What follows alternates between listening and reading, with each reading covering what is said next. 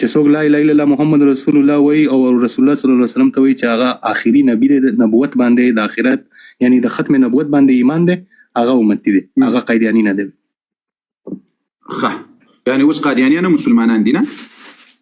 قادیانی دا ایمان نشته. هغه وایي د رسول الله صلی الله علیه وسلم نه بعد نبوت ختم شوی نه دی او زه وایم د رسول الله صلی الله علیه وسلم روافضهم وايي چې موږ د رسول الله صلی الله علیه وسلم امتیان یو نبی علیه السلام اخیری امتی ده ولدنه ورسته وحی نور امامان وتم قائل دي. اوس رافضیه که مسلمانی وحی په امامانو باندې نه راځي، وحی ته په پیغمبرانو باندې راځي. ته ولې په خپل عقیده شرمېږي؟ ولې شرمېږي؟ په عقیده نه شرمېږي. دومره غیرت نه لري، ته دومره غیرت نه لري چې خپل عقیده دې وښیي. ته سني یې که شیعه یې؟ زه مسلمان عقیده اصلي تا د عقیدې په اساس خبرې در سره وکړه. زه نه سني یم نه شیعه یم، زه مسلمان.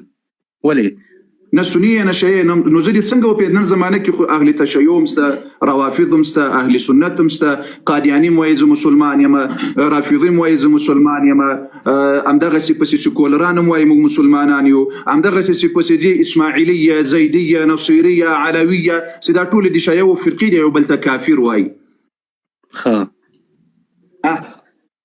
مهرباني کوم یو یې زر کو؟ شیعه. ما شیعه وګڼه، زه شیعه. دغسې زر ګوره خو همدغسې اقرار کوه د زړه سره، زه اهل سنت والجماعت یم الحمدلله. دغسې خو د تا په عقیدې په اساس زه خبرې اوس در سره کوم. راځه په خیر مؤمنانو لایف در سره پورته کړي، ابابیل جانه ټولو ملګرو دوستانو ته هم دا لایف در سره پورته کړي. د باغ فدک مسأله تا سوال وکړل چې د باغ فدک مسأله ده نه؟ جی د باغ فدک. باغ فدک د باغ فدک په مسأله باندې د ته خپل اشکال راوړه چې باغ فدک د تا اشکال په باغ فدک کې څه شی ده؟ دا چې هغه د رسول الله صلی الله علیه وسلم حق یهودیانو هغه ته په تحفې کې ورکړی شو، هغه باندې نه وینه توی شوی وه او نه پې اس، یعنی اردو کې خبرې وکړو. یهودیانو رسول الله ته تحفه ورکړې وه؟ یهودیانو رسول الله ته تحفه ورکړې وه؟ ځمکه د یهودیانو وه که نه وه خیبر؟ نه تا مخکې مسلمانانو واورېدل وایي رسول الله ته یهودیانو تحفه ورکړې وه. یعنی زه په دا اردو کې ووایم ښه په پوهېږئ؟ نه داسې ووایه، تا مخکې وویل، اوس دا خبره یو وارې ځان موږ سمه وانه اورېدله. تا وویل چې دا ځمکه د باغ فدک یهودیانو نبي علیه السلام ته په تحفه ورکړې وه، دغسې دې وویل؟ جنګ پې نه و شوی که نه؟ یعنې په تحفه کې ورکړې وه. تحفه یعنی حق شانتې تحفه نه چې دا زه تا ته په ګفټ کې درکوم، یعنی په هغه څه ورته وایي، یعنی مثلا مونږ وبخه مونږ سره په جنګ مه راځئ او څه ورته وایي په اردو کې ورته وایي، یعنی بدل کې دا ځمکه ورکړې. یو ځای ته ځي ګفټ تحفه سوله سیده موږ ومنله. راځه مخکې ځه پسې سیده یهودو نبي علیه السلام ته دا په ګفټ کې ورکړې وه دا ځمکه، مهرباني مخکې ځه پسې. صحیح. نو هغه اوس د رسول الله صلی الله علیه وسلم خپل ذاتی حق او کنه؟ قدرمندو دوستانو، د رسول الله صلی الله علیه وسلم په شان کې دا خلق همیشه ګستاخی کوي او د نبی علیه الصلاة والسلام په شان کې همیشه توهین او سپکاوی کوي.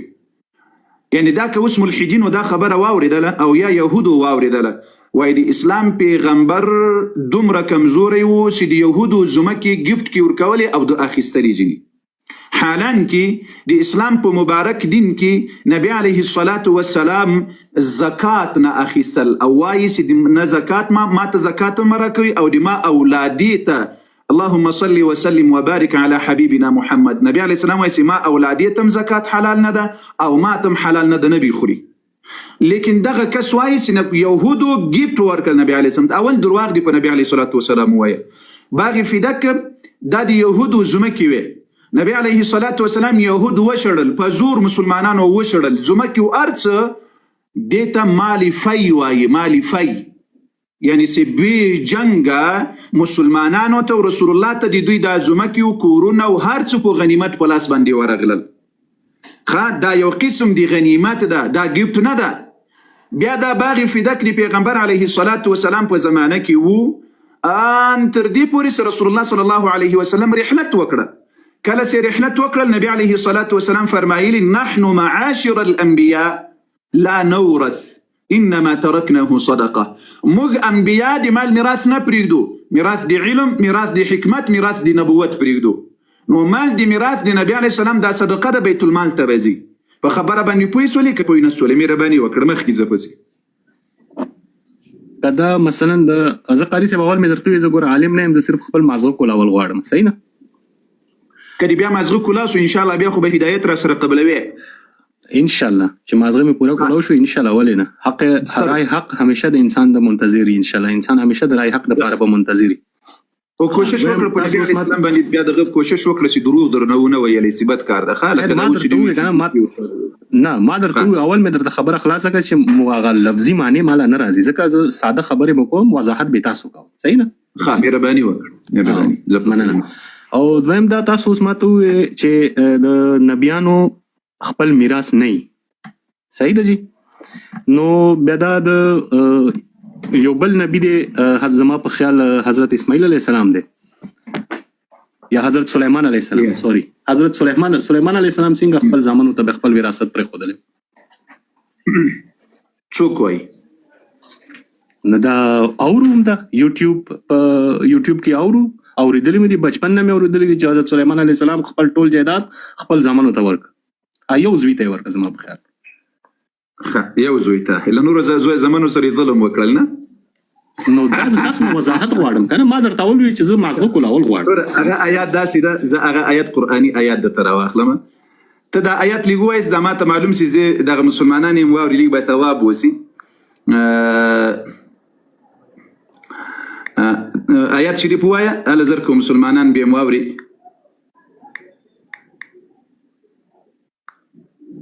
ما ته وایي کړی او چانو نن مال نه راځي آیات زه صفه خبره ته کوم زه مازغه کولول تر غلې مزه باز ته نه مرغله لما سره نیا وزدلته بحث کوي کته بحث را سره کې دی الله بنده خو زر کوونو کړه خاري سب نو ما درته وی چې ګوره بچپن نه مونږ د شزنه اوریدلې دي د دوی ورځې کې زه اورما نزدک زه د وضاحت لپاره راغلی.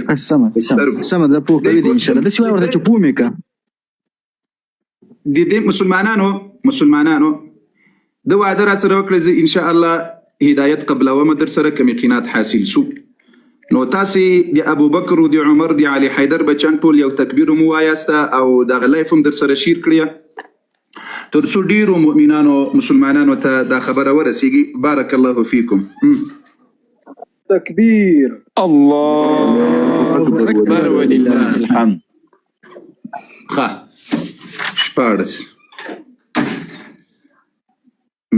شپاړس سم د سرخوندور کې الیز مرین ماشاءالله سل 1500 کسان است اوس تاسو لزر شیرینګ نه دی پر کړل الیز مرین راوي سي دغه ورور چې کوم آیات شریف ویل مسلمانانو د سورۃ النمل نو نسمه سفاره ده او د سورۃ النمل 14 نمبر آیات ده. وورث سليمان داود وقال يا أيها الناس علمنا منطق الطير يا أيها الناس علمنا منطق الطير وأوتينا من كل شيء إن هذا لهو الفضل المبين. دا وورث سليمان داود لسليمان عليه السلام داود عليه السلام ميراث واخستل يعني وارث جورسو.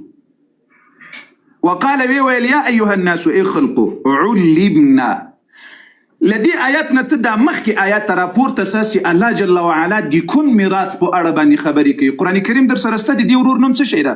الله دې وکړي چې هدایت قبول کړي را سره نوم دې څه شي ده؟ علي مینوم دی علي جان 15 نمبر آیات راپور تسه چې الله جل وعلا دې څه شي ميراث په اړه باندې خبرې کوي دلته او دا خبره یاد وساته د سليمان عليه السلام او بعض روایتو کې راځي چې لشل نه بر زمانو بعضو کې راځي چې تر او یاو نه بر زمانو دا څنګه یو عقل عاقل انسان عقل منی سي د راولاړ شي یو زوی ته د میراث ورکړي نور زمن دی پریږدي. ښه تراسه اوس دې ځای ته ولقد آتينا داود وسليمان علما ور لدغ آیاتنا رابر آیاتو ګوره الله وايي ولقد آتينا په تحقیق سره مغور کړیو داود داود علیه السلام ته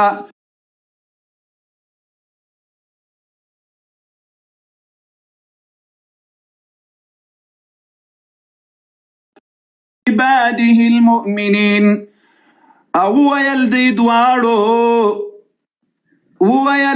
دواړو چا داود علیه السلام او سلیمان علیه السلام الحمد لله الذي ټول ثنا او صفت هغه رب لره ده فضلنا سموږي بهتر کړلو فضیلت راکړل على كثير من عباده په ډیرو بندگانو مؤمنانو باندې. نو معلومه خبر ده فضلنا نه معلومیږي چې دې ته نبوت ورکړل.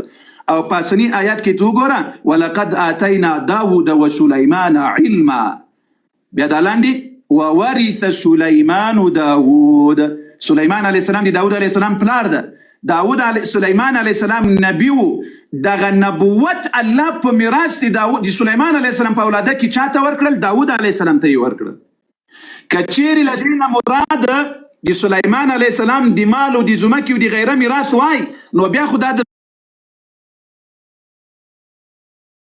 سلیمان علیه السلام ډیر لوی ظلم کړی دی چې په 150 زامنو کې یو زوی ته ټول میراث ورکړل. آیا یو نبی نه دونه انصافي کېدلی چې امکان لري مسلمانانو؟ د سلیمان علیه السلام چې څومره زامن او اولادونه و یوازې یو زوی نبی و چې داود علیه السلام ده. او داود علیه السلام ته رب العالمین جل وعلا کوم میراث چې د سلیمان نبوت او علم او هغه یې ورکړل لکه په مخکینی آیات کې چې ولقد آتینا داود وسلیمان علما. بیا وروسته دوی دواړه د الله حمد ادا کوي. ګوره وقال تثنیه ده دوی دواړه وویل چا سلیمان علیه السلام پلار او زوی وویل وقال الحمد لله الذي دي الله ثناء بیان کړه ویل چې فضلنا ما او پلار می الله جل وعلا یا پلار او زوی بهتر کړلو على كثير من عباده المؤمنين په ډیرو بندگانو مؤمنانو الله موږ بهتر کړلو.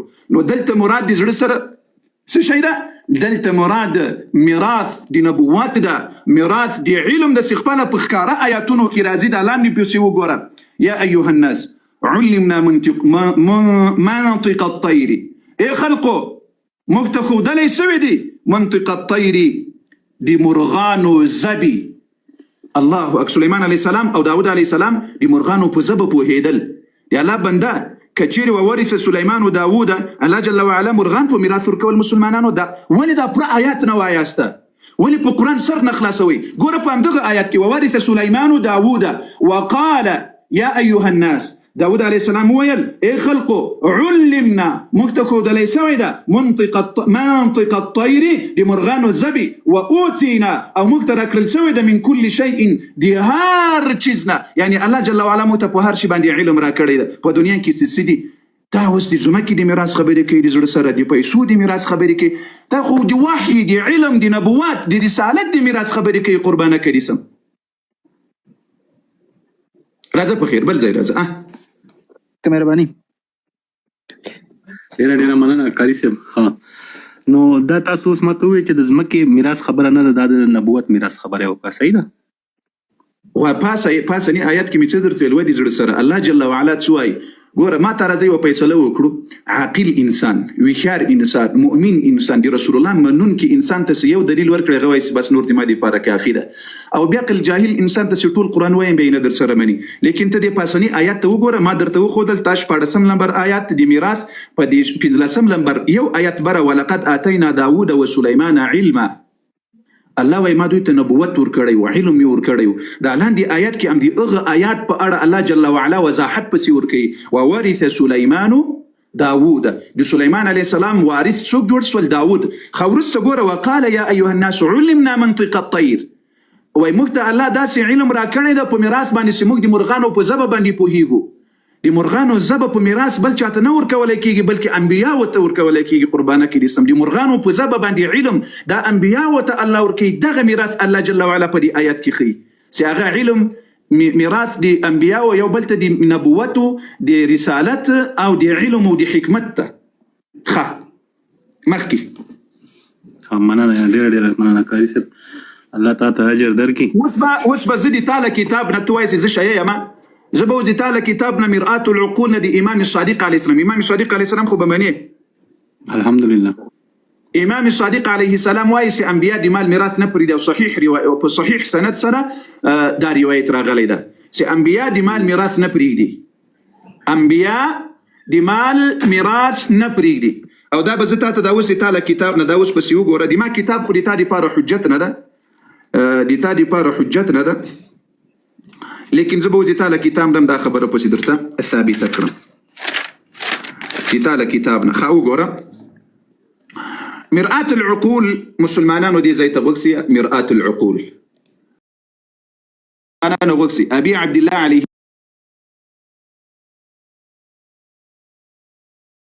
السلام قال رسول الله صلى الله عليه وسلم من سلك طريقا طلب فيه علما سلك الله. نبي عليه السلام وايي چې چا یو د لاره غوره کړله د علم د طلبولو دپاره، الله جل وعلا به دته لاره پرانیزي د جنت. په دې روایت کې تاسو دې ځای ته وګورئ وګورئ دې ځای ته وګورئ وفضل العالم على العابد كفضل القمر على سائر النجوم. د عالم فضیلات په عابد باندې داسې ده لکه د سپوږمۍ فضیلت په ستورو باندې. ليلة البدر لکه د 15 د شپې یا 14 د شپې. وان العلماء ورثة الانبياء، علماء وارثان دي چا دي؟ دي انبياء. ان الانبياء بشك انبياء لم يورثوا دينارا ولا درهما. بشك انبياء ندي يو دينار او ندي درهم دي ميراث نبريدي، ولكن ورثوا العلم، لكن دي علم ميراث بريدي. الرواية صحيح الاسناد، الرواية صحيحة الاسناد صحيح. وزدتا امام واي او رسول الله صلى الله عليه وسلم ندي دا روايت را اخلي، لرسول الله صلى الله عليه وسلم ندي دا روايت را اخلي. النبي عليه السلام واي ان الانبياء او دا تا معصوم امام توي ز شيء او دا معصوم امام واي ان الانبياء لم يورثوا دينارا ولا درهما، دي مال ميراث نبريدي، ولكن ورثوا العلم. فبل ذكر عزيزي ولكن ورثوا الاحاديث دي تاسو په بل کتاب کې سي اغه دراسات في ولايه الفقيه په کتاب کې راځي چې که ضرورت څوک غواړي چې هغه درته ښکاره کړم هغه هم درته ښکاره کوم. دا روایت صحیح ده د تا په کتاب کې چې انبیا د مال میراث نه پرېږدي. بله د څه شي شبهه لري؟ دا شبهه دې درته جواب شو د زړه سره که نه ده جواب شوي؟ مننه ډېره مننه. دا کتاب مې نه ده ښکاره کړی، دا کتاب عکس مې وعده ورسره وکړه چې زه یې درته ښکاره کوم. دا کامره غټه کړي، دا کتاب چې دی نوم یې راته ووایه قاري صاحب، زه به ځان سره نوټ کړم. ده موسوعه أحاديث أهل البيت عليهم السلام، التأليف الشيخ هادي النجفي. صحيح مننه.